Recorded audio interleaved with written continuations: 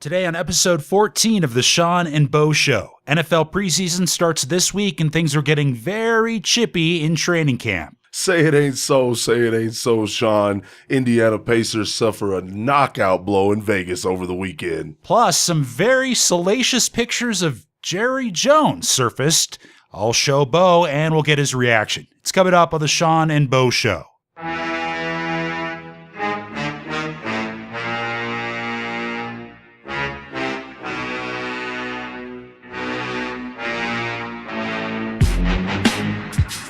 Hey, what's up, everybody? Welcome back to another episode of the Sean and Bo Show. Special Tuesday episode today, Bo. Yeah, Taco Tuesday on the Sean and Bo Show. I'm ready to go, man. I just got back from a fishing trip with this nonprofit organization I work with, and it was awesome. Nice. Slaying some walleye, some white bass, big old catfish. It's always a good feeling when you can give back doing something you love. That's like the marriage of the two ultimate things to me is like when you can get around people that you can help out and you're doing something you already like. That's awesome. Share a common interest with people. Plus, I got stung by a wasp, so that was cool. Yeah, you were telling me a little bit about that. It sounded like the magic bullet theory with the whole Kennedy assassination. Oh, ricochet. We were driving down the highway in a F-250, and with the windows down, I had my arm, resting right on the window, or that would be. And this huge wasp, like, I don't know, half the size of a dollar bill, came ricocheting off of my right arm out the window, stung my left wrist, then landed on the center console, and I managed to kill it with my hat before it stung the driver, and we all died. Yeah, well, I'm on the phone right now. I'm going to resurrect Judge Warren there, Earl Warren, and Arlen Specter. They're going to come investigate and see exactly how plausible that story is. We're going to have a whole commission report on it. As much as that wasp sting hurt, Bo, it was a different kind of pain for you over the weekend, I would imagine, as a Pacers fan. Oh gosh. I was working. My wife, we kind of had a rough weekend. It started off dinner Friday. My kids were horrendous. If you're in the restaurant with me and my children, it was one of those TMZ moments. Thank God I'm not famous because I would be issuing a public apology right now. No, I had some children that were not respecting the fact that the only time we went out to eat a few generations ago was on our birthday and maybe after somebody graduated from something. But these kids go out to eat so much, they decide to throw fits. But anyway, my wife knows I'm angry. I'm working, throwing beer. And she didn't send me the text. Not throwing beer at your wife. No. But rather at your job. Yeah, at my job. That's what I do. Distribution, baby. We don't need another Ray Rice incident. I'll suspend no Ray Rice. I will suspend you for more than 2 episodes. Bro. Oh my gosh, that's a horrible suspension. What needs to be suspended is NBA players playing international ball. I think it's crazy the fact that I lost my whole season. Indiana Pacers season ticket sales will probably suffer because of what happened in Las Vegas this weekend. It was like there was a prize fight, and he went in the ring and just got knocked out. It was like, hey, LeBron is still in the Eastern Conference, and you don't get to play him. And like the play itself where it happened so fast that first time I watched it, I was like, what? Wow, he hit the cushioning behind the rim. And then you see it a second time. You see the reaction of all the players on the bench. Yeah. Not good. That's a violent injury in slow motion. I mean, you can just, you watch it and you feel it. Well, the good news is he's out of surgery. He actually landed back in Indianapolis. I think it was yesterday. The biggest thing going on with Paul George, because, in moments like this, basketball is secondary. He has a family. He has a mother. He has a father. You want to wish someone like that the best. The doctor, the physician that was in charge was talking about blood clots. They'd give him like blood thinner to get him on the plane to get him back to Indianapolis. So, those are serious things. Like, I don't know how many of you have ever had surgeries or family members that have had surgery. Blood clots are nothing you want to play around with. So right now, we are all rooting for Mr. George. We want to see him in a basketball jersey, but most importantly right now with the, the tibia and the fibia were broke in the right leg. I just want to see this man walk again. Like, I'm not even going to sit here and sugarcoat it. No, I think he's going to fully recover, man. And Pacers have not released a full statement. They just given him best wishes, but you'll notice organizations don't touch that stuff until their own physicians go in. There is no official statement from the Pacers. All the statements that have been released come from the George camp, agents, his doctor, the doctor at the county hospital in Las Vegas, Nevada. You know how that works. Everybody out there in America who has a job, you got your doctor, the corporations got their doctor. Well, you look at some very similar horrendous injuries that have taken place. Anderson Silva, that was one nasty break. He's about to fight in a couple of months. Yeah. Kevin Ware, that was probably the nastiest injury. Oh God, yeah, that was the worst. But now he's recovered. So I think these surgeons are so good these days, and like the sports medicine and nutrition and the therapy that'll go through. He'll miss the season, obviously. I think he'll be back though. Season's done. That's oh my gosh. What do you do? Like, what am I supposed to do? Call me up, Larry Bird. Hit me up in the emails. Be like, Bo, we need you to watch. I'll watch then, but right now, I'm tuning out. I'm probably going to be watching the Cavaliers like everybody else. Thank you, international basketball. And it's like Mark Cuban said, it's like the owners of these teams with these massive contracts and investments are the true losers in this. It's like, why, Did you hear this New York Times? Like, it was just released recently. It was like a funny jab at Mr. Cuban. And it was like Dirk Nowitzki was 10 years old when the Dream Team came through his neck of the woods and inspired him to do what he does. And I think that is kind of funny because it's like, man, your whole franchise is built on a German player, so you really can't say too much. But everybody else who's losing the Derrick Roses of the world, whatever, this injury right here, they're clamoring because they're all up in arms because they're like, why does my guy have to go to China? Why does he got to go to London? It's just a part of that international appeal. They're trying to spread the game. That's why these guys are getting the contracts they get. The owners aren't mad when they're getting paychecks because they got TV rights in China that are the same. Have you ever seen it's the Toyota Center in Houston with the Houston Rockets? Yeah. Like the amount of money they get from China just because of Yao Ming.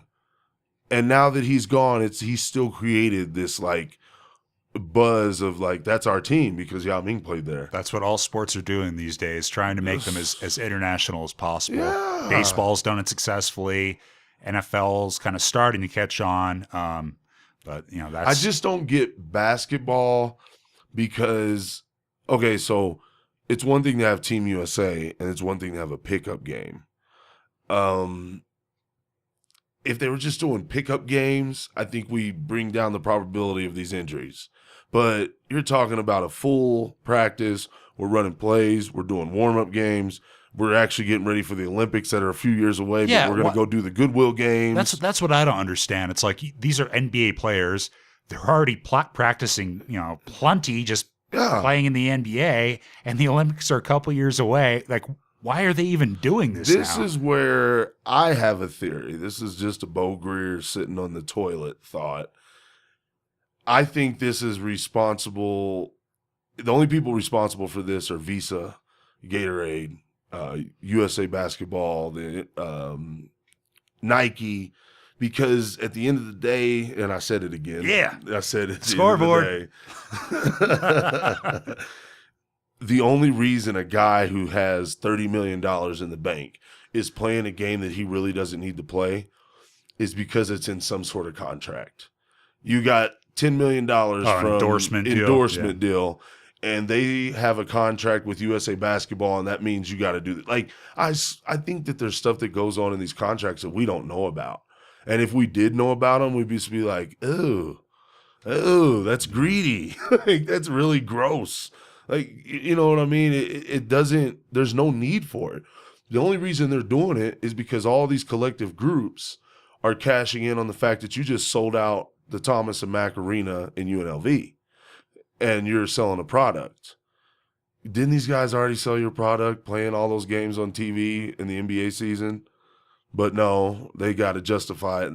You got to get out there and earn that money, buddy. I blame the Dream Team. Dream Team. There you go. That created the mystique for this, Yeah. And I think players want to recreate that to a certain extent, Everybody wants to be a member of that. And as we've talked about in previous episodes, Bo, these NBA players have all known each other since they were 16. They play with summer leagues and everything else. So it's also an opportunity for them to maybe play with a buddy on a different team that they don't ordinarily get to play with. And they're ballers. I was reading an article about why playground basketball is disappearing in America due to violence and new rules about kids being out and whatever, video games. You can just come up with a ton of reasons. But in New York, in a lot of the famous parks, you can still see guys that played for the Knicks and the Nets and teams like that in the 70s and 80s, getting 5 or 6 games in. Like, they're becoming like tourist destinations. People are like, man, did you know so-and-so, 4-time All-Star or whatever, played for the Knicks and did this, blah, blah, blah. Yeah, he's going to be playing over at Rucker Park. Rucker Park, yeah. Yeah, and it's like this reporter went over and he was like, yeah, you can follow me, but he was just saying, like, a few weeks ago, he was in the park playing and somebody started shooting. Like, you think about that, I'm like, this dude is a baller. He's got money in the bank. He owns a Manhattan villa. You know what I mean? And he's still out there in the hood dunking on 19-year-olds. And he's 56. Like, that is the love of the game. Like, if you're trying to do a documentary, go follow one of those guys around. I'd love to see that every day. I bet they're just banging on kids. Like, go home, call your mom. Like, just straight up 1970s jive, trash talk. None of the kids really know what he's saying.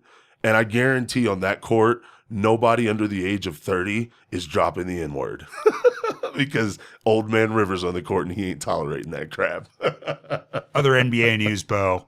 San Antonio Spurs have hired the NBA's first female assistant coach, Becky Hammon. And this is the first time it's happened in the NBA. I don't think it's happened in any other professional sport. But, what struck me when I first heard this story was, cool. It's cool to have some awesome gender equality in a sport where there's obviously the WNBA. They're professional female players, so it's both genders are active in that sport. So it's cool to see that happen. But also, it makes so much sense for the Spurs. Okay, this is a WNBA veteran, and when you think WNBA, you might not think exciting dunks, but what do you think? Yeah. Fundamentals. When you think of the Spurs, yes. What do you think? Fundamentals. So, I mean, it makes perfect sense. How do you think it'll fly though? Like in the locker room? Do you think? It'll be no problem because see what people don't understand. I have been playing in Indiana. We played court, on the court with the girls. It was no different. You always knew this when you had to guard a female. Man, you better get back on defense. You better not give her too much space outside because all women can shoot. There ain't a woman on a court that is confident enough to get out there with the men. They cannot just shoot like she's got a dead eye. It's crazy. And you learn these things playing against girls, and it actually makes the men's game better because we get lazy because we can always make up for things with athleticism. Oh, I'm going to slag off this guy and catch my breath, and if he tries to take this shot, I'm going to jump 48 inches in the air and block it, because you can. You're a dude. But women play a fundamental game, and I think that's going to be awesome for the sport because it won't be – there's been women that have coached junior college football. There's women down in Mississippi, around SEC country, that have coached high school football, and there's never Really? been – yeah, there's documentaries on that. No kidding. Yeah, it can be done. All right. Well, another story. I don't know if you saw the video of this one, Bo. Big UFC coming up in about a month or so, featuring John Bones Jones and Daniel Cormier. Now, they had their press day. I think it was in Vegas. Mm-hmm. One of those deals where you have UFC person hyping the fight on the microphone at the podium, and then they bring the fighters in. And what happened was John Jones basically kind of rammed his forehead into Cormier, and he Cormier was not too happy about that. He pushed him. Jones rushed him, tried to swing on him. They end up on the ground. There's a big fracas with all kinds of security people around. And, whenever I see something like this, it's like, yeah, that could have been legit. That could have actually been honest. But, I know how Dana White operates. I know how much they want Chael Sonnens in the UFC to cause some emotion, to get that sort of WWE aspect to the sport, amp up the fan base, etc. You know that only in America we go to auto races and act like we didn't expect to see someone die in an accident. We go to kickboxing matches, and when someone gets knocked out unconscious and taken away on a stretcher, we all stand up and applaud as if we didn't expect that crap to happen. You can go down a list of all of our favorite pastimes, and there is a violent aspect to it. All the way down to the fact that people get up in arms when you talk about not letting baseball players police themselves, and everybody always says, well, they've been doing it for 100 years. Okay, cool. But that just proves my point. We are violent. And I love the fact that when we put two fighters in a room, talk about who's better, talk about all their history and who's going to do what to what. And when one of them finally swings on anybody, going all the way back to Don King and his famous, press conference fights, we act surprised because that's America. We want to put you under that spotlight and just be like, uh-oh, here he goes. Look, he's going to crack. Right there. There he is. I see it. He's about to get him. Jerry Springer, the Phil Donahue show. Remember when Phil Donahue and them used to bring Ku Klux Klan members on the stage? Yeah. And then they'd put Black Panther members out in the crowd. Like, what are you thinking? But that's America. That's entertainment, baby. That's what it's all about. Now, after the fight, a couple hours later on Sports Center, John Jones apologized. He said, quote, definitely not proud of what happened today. In the UFC, it's very common to see two athletes get close in their face-offs. Our heads touch, our noses rub. It's very intimate, a very passionate moment for a lot of the fighters. And this is the part I love. He went on to say, I've actually never had a fighter put his hands on me. I reacted in self-defense by beating up Daniel. Yes. And the beef went on. Then Cormier responded. He said, quote, I will never, ever allow a man, I don't care if it's Mike Tyson in his prime, I don't care if it's Vladimir Klitschko, no one will ever nudge me forward with their head and not expect a reaction. I have a son. I'll teach my son not to allow anyone to bully him. John Jones will never bully me. And that fight coming up September 27th. I heard Cormier on Jim Rome today, and he said, like, he was kind of going off on this whole John Jones's fake thing. He said that they were like friendly. They were like chit-chatting before the cameras were on them. And then as soon as the cameras and the lights are on, John Jones acts, kind of like a punk. Well, not to get us off on another tangent, but my wife's all into the celebrity photos on all the female websites that they go to. I don't know what those websites are. I try to find those websites and I can't find them. It's like, I'm sure you do try to find them. Yeah, I'm like, where does she find these pictures? She shows me these pictures of all these celebrities and I'm like, how do you get this? But anyway, Klitschko has that girl from Remember the Titans all pregnant. Like, that is the grossest thing. I don't care if he tries to fight me. You could knock me out, Vladimir Klitschko. He would. But before I died, I would just be knowing that what you're doing is wrong. That would be the equivalent to me at 30 years old, going to Hollywood and trying to hook up with the girl from the Hunger Games. Like, not the middle one, the little girl from the Hunger Games. That's gross. And that's what he did. He's 53 years old, and she made that movie. I was in like high school, and now she's carrying a little Klitschko baby. 53 years old. How old is he? 46? No. Yeah, we can pull it up right now. The heavyweight boxer, the Ukrainian. That's what we're talking about. Klitschko. Klitschko. What the hell are you talking about? Who are the two brothers? Yeah, Klitschko. The Klitschko brother. Yeah, I'm telling you. Pull it up. All right. We have to settle this. Okay, you're saying he's how old now, Bo? I think he's in his 40s to 50s. He's in that range, and he's with a girl that was a little girl on a TV show or a movie in the 2000s. Doesn't even make sense. He's not even 40 yet. I told you he's 38 years old. Okay, still. I'm 30. That'd be like me going after the girl from the Hunger Games. He was 56. Hey, when you're hooking up with a girl that's 20 years younger, you look 56. I'm just jealous. I'm not jealous. All I right. just think it's gross. Coming up on the Sean and Bo Show, some very salacious pictures of owner GM Jerry Jones of Bo's beloved Cowboys. He hasn't seen these pictures yet, so we'll show him and get his reaction. Plus, big story in baseball, a revenge pitch. They beamed McCutchen right in the spine. A lot of people are up in arms about that. We'll cover that as well. And some news from NFL training camps. It's all coming up on the Sean and Bo Show. Hello, podcast fans. Adam Carolla here. I'm leading the fight against patent trolls who are threatening this medium. It's not about me. It's about the podcast you're listening to right now. If I go down, this show could be next. Visit fundanything.com/patent troll for more information on how you can keep podcasting alive. Thank you and mahalo.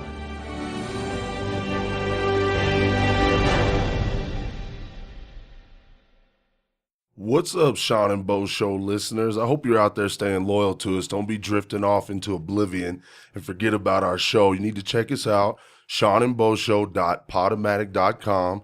Check us out on iTunes. Find us on YouTube. I don't care how you're accessing this. Share it with a friend. I got buddies out there that play it at work, and they always tell me everybody loves the show. Check us out again, seanandboshow.podomatic.com. Now, Sean, what is this that you're telling me about Jerry Jones and some pictures? You got Bo, last week I was telling you that I think the heat is getting to Jerry Jones's brain. I think he's just been in Texas too long. But aren't they in Malibu? He's probably out there in the sun too much. That's what it is. Well, Bo, some rather scandalous pictures of your boy, as a Cowboys fan, Mr. Jerry Jones, have surfaced. We'll get to the backstory on them. On them in just a second, but you haven't seen the pictures yet, Bo, right? No. Okay, now I pulled them up on this laptop here. If you'll go ahead and click to the other tab, This is going you'll to see 'em. hopefully bring me out of my Paul George funk. Oh yeah. And if you could just describe what he's doing there. There we go. That's the that's what I like to call in wrestling. As you know, I wrestled a few years in high school. That's a full Nelson right there, as exhibited by Mr. Jones. Let's scroll on down here. Now, Okay. these are some young ladies involved in a series of photographs. This is the one I like. And if you'd like to see them, just go to twitter.com/Sean and Bo Show. I retweeted the tweet. This is from TherezOwens.com, but you can see these pictures. Now, see, I never thought this early into the show I would be dropping this story, but, I have a real good Jerry Jones story. This does not surprise me at all because I went with a friend that I played football with. I'm not going to drop the school or where because I won't get anybody's dad in trouble, but dad, very prominent business owner there in Texas. I'm a Cowboys fan. I noticed they're a Cowboys fan. We get to talking. His company owns a private jet that sits in the same hangar as the Cowboys owner, Mr. Jones's private jet. Now, the interesting thing about this is this guy met his wife. She was a flight attendant for this jet service. That's how he met his wife. So they all worked for that same service. She had tons of Jerry Jones stories. He's like, oh, you're a Cowboys fan. Golly. She's like, well, the number one thing with her Southern accent that I'll tell you about Mr. Jones is that you put the jet outside the hangar so he can pull a limo up and he gets his girls on there. And then the jet goes around and it picks up Mr. Jones. Okay. And I remember hearing this story. This was about 2004-ish, 2005-ish. I'm thinking to myself, even NFL owners carry on like they're players. So when these guys get in trouble for their various activities and things that go on in the middle of the night, the owners are probably just sitting up there in the press box talking about, bring him up here. I'm going to give him some advice on how not to get caught. But Jerry broke all his rules. Somebody had a picture. You better hope one of these girls doesn't have a tape recorder and doesn't say something all Donald Sterling like. Oh, man. yeah. Well, what I'm thinking is I'm looking at Jerry here in this one where he's looking up at us. He's got that gaze, and he's got the girl in the full Nelson. He looks like he's about 6 to 7 bourbons in. And I'm not talking, I'm talking 4-finger bourbon glasses, no ice, just straight aged bourbon. My man's got that I've been out drinking for 7 hours look on his face. I'm happy to see. So you're proud I'm of your owner. I'm in these proud of pictures. my owner in these pictures because it's good to see somebody over there has a pulse. This gives me life right now. Maybe this will trickle down into the offensive meeting rooms, and when we're 3rd and short on the goal line, we won't call bubble screen plays. Maybe we'll just get all hard and crazy like Jerry, throw somebody in a full Nelson and just go crazy with it. I can't believe this, man. Well, the girls look like they're enjoying themselves, at least. I take back everything I said last segment about Mr. Klitschko and the Hayden. Yeah. Oh, yeah. I take all that back. Now it's okay. Because no, it's not okay. Jerry just trumped the age gap by like 20, 30 years on this one here. Oh, my gosh. No, I think probably more like 40 years, Bo. Yeah, he's probably like, oh, don't I remember you, sweetheart? You were in one of those foundations I used to sponsor.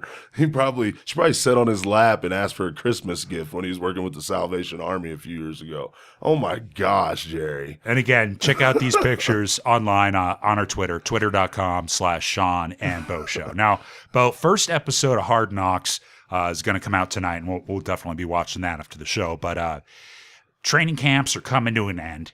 You're getting intensity rising at all these camps. And today, Bears suspend tight end Martellus Bennett for basically body slamming the rookie corner Kyle Fuller. Yeah. Now we were watching SportsCenter before the show, and I was kind of surprised by your reaction because I thought it was a clean play. Yeah, but there's respect in football. You don't go slinging down. Just think if his cleats are in the ground, a man that's been in the league, that could be his career ender right there. You don't know what you could have done right there, Mr. Cornerback. And I think the reason that it got blown out, I'm going to go ahead and speculate along with what we were hearing on the NFL channel. Something had to be said off camera. Something was said in the locker room between the coach. I think something had to happen because that suspension, for the way that all went down, it looked like the players policed themselves. The thing was handled. Well, you were saying this is the kind of thing that could break up a locker room. Yeah. Golly, you have a few offensive linemen talking about, they're not going to treat us like that. This is our, because it's every team has an identity, and that identity can only go two ways, the defense or the offense. And in camp, you're finding that identity. And in the first 3 or 4 games, the people who obviously ruled camp get a chance to display to the rest of the team, give us the ball or give them the ball. We'll get the stop. We'll get it back, whatever they're doing. But this could definitely start one of those internal battles where you got a few of his friends and you got a few of his friends that feel this was wrong and that was wrong. And it won't be directed at the players. It will be directed at the coaches. Because if my man's suspended and they're just talking about all this protocol, and I'm like, what's he going to have to do? Go to a class about anger management? He body slammed somebody in a training camp. Come on, people. What's going on? What I heard was that they had already made up. Yeah. They'd talked it out and high-fived and everything. So a veteran came over and talked to him. Jay Cutler came over and talked to him. I imagine they probably said some things about, hey, good play. We like your tenacity, all that good, and your intestinal fortitude, things that football players like to say.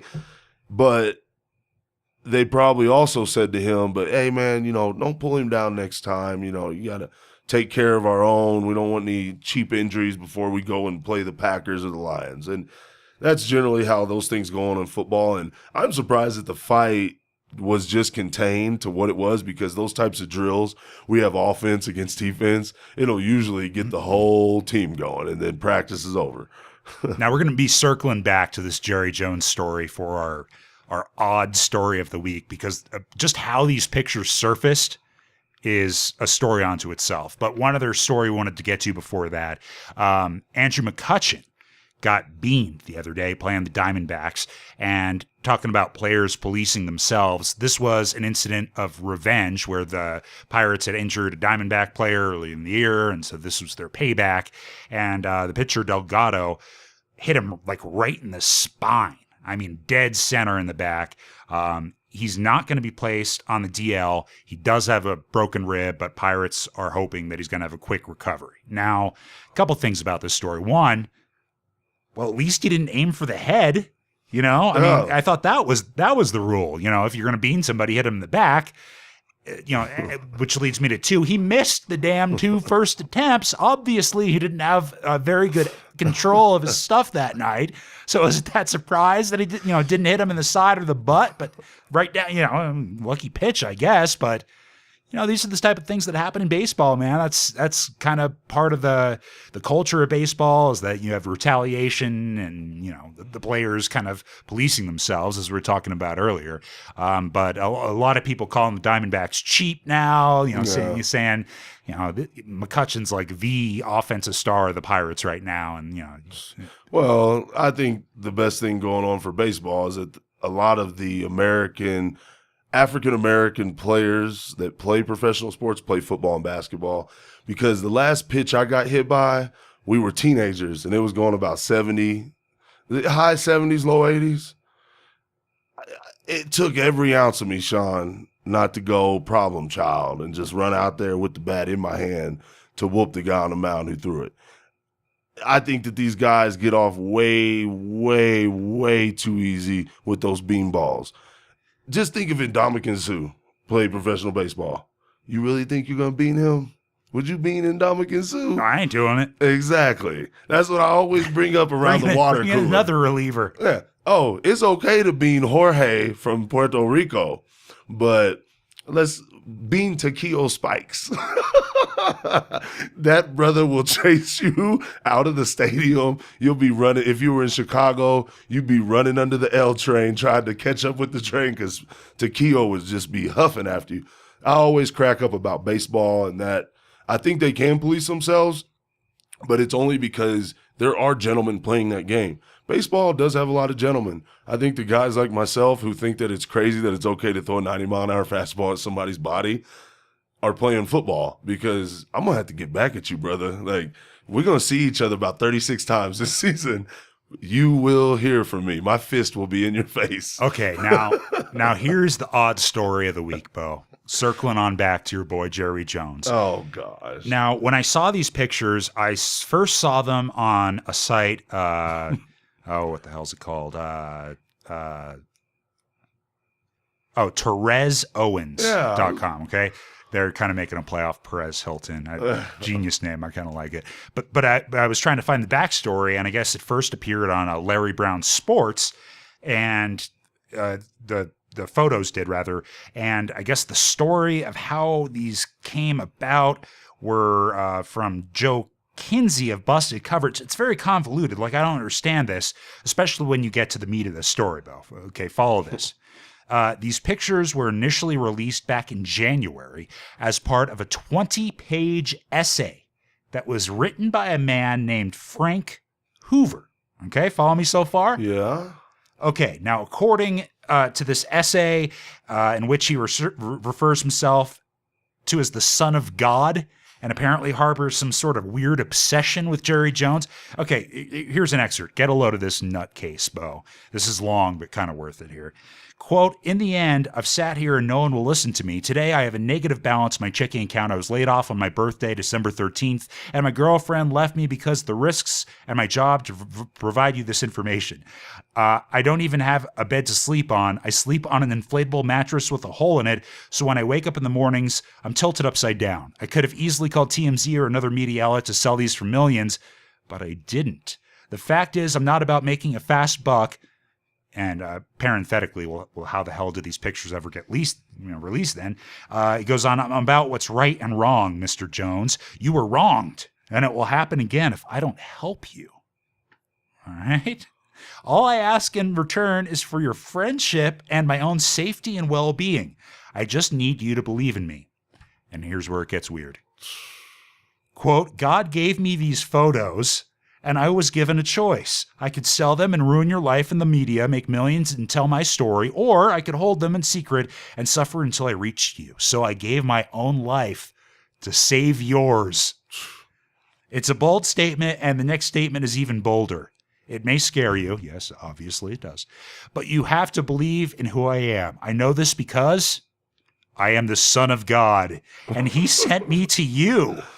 Jerry, you and the Cowboys are the star we will use to light my path. Yes. I spent 5 years suffering, losing all of my possessions, giving the rest away to charity, and then living poor. I almost lost my mind until God revealed my true identity.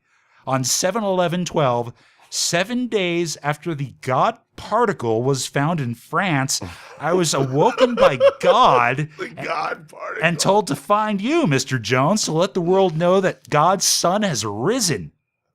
My name is Frank Hoover, and I am the Son of God.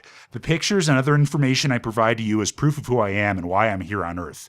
I am the way, the truth, and Jerry, you are my light. I have been sent by God to fix the problems created during the years leading up to my birth. The removal of gold as the primary backing source of value in the U.S. dollar. There were 3 gifts in the Bible: gold, frank, incense, and myrrh. The person responsible for your crime is named 24K and born on 8/8/78. Oh my 8/8/8. gosh. You better hope his security is good, Bo. So, oh, no. So, what I take away from this, my degrees in criminology, as I'm sitting here dissecting this horrid letter of, oh my gosh, that's just. It was a 20-page essay, too. Oh. That's just, That's just an excerpt. Yeah. I'm thinking, Cowboys fans, we will have a new owner, either by a Cialis-induced bourbon heart attack or religious nut job. In the next 3 years, we're going to have a new owner. That's what we got to look forward to. Sean, Is that some nutty shit or what, man? did David Koresh die in Waco? Because right now I'm thinking he's writing letters to Jerry Jones. They're lucky there's so many guns in Texas and so many rabid cowboy fans to protect the man. Man, I'm looking at this picture of Jerry Jones and I'm thinking to myself, he has that young lady's head pressed up against his abdomen area there. Yeah, abdomen area. That's Because correct, he's that's Cialis, I'm telling you, man. It's those commercials. Jerry, you're not supposed to be taking that with alcohol. They tell you on the bottle, you need to stop. You're going to have a heart attack, man. It's not going to be cool. All right. Well, that's going to do it for this special Taco Tuesday installment of the Sean and Bo Show. So until next Monday, I'm Sean O'Donnell along with my co-host, Bo Greer, telling you, tip your pizza man. See you next week.